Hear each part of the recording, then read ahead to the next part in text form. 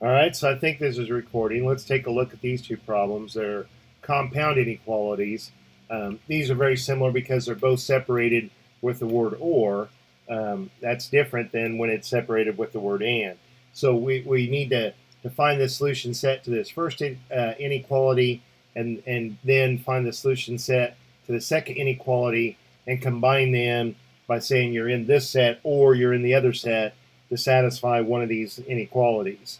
All right, so if we look here at the left, we've got 3 plus b is less than or equal to negative 2, or that b divided by 6 is greater than or equal to 1. Let's subtract 3 from each side, and we have that b is less than or equal to negative 5. Let's multiply both sides of this by a positive 6, and that we have b is greater than or equal to 6. So if we look at the number line as to what this solution set looks like, um, here on the left,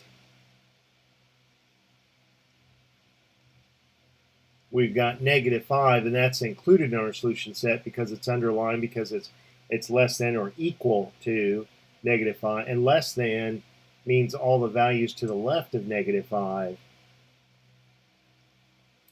So these numbers are in our solution set.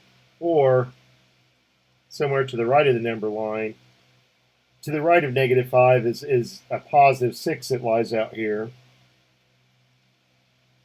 and 5 and 7 surround it. And again, it says greater than or equal to. So since it's equal to, we include 6 in the solution set, and it's greater than, which means that we shade to the right. So if you pick a number from either from this shaded region or from this shaded region, guaranteed that you'll satisfy one of these inequalities. All right, so let's write this in interval notation. On the left here, the arrow is shaded, and that's going out to negative infinity. The negative 5 is shaded, so it's a bracket. And over here, the 6 is shaded, it's a bracket. The arrow is shaded, that's going out to positive infinity. This gap in between this word or, the union is the mathematical symbol for the or in compound inequalities. So if your number is in this set, or if it's in this set, then it is a solution to the original inequality, which had two of them, which was a compound inequality. All right, so let's come over and do number 8 here. Very, very similar in the approach here. We've got p divided by 2 is less than or equal to negative 1, or that p divided by positive 10 is greater than or equal to 0.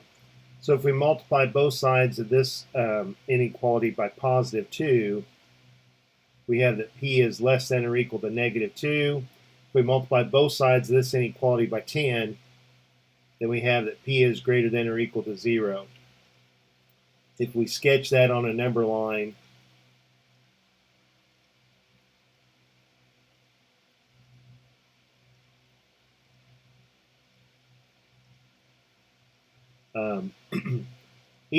since it's equal to negative 2, that's a solid dot at negative 2, and p less than, since the arrow is pointing to the left, I shade to the left. That's why I like having my variable written on the left, is because it helps me with graphing it on a number line.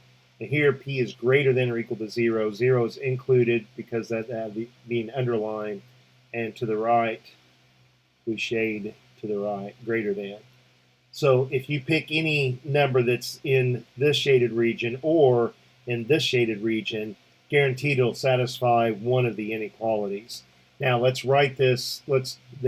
This picture, what this graph that we made. Let's write it the solution set using interval notation. The left arrow is shaded.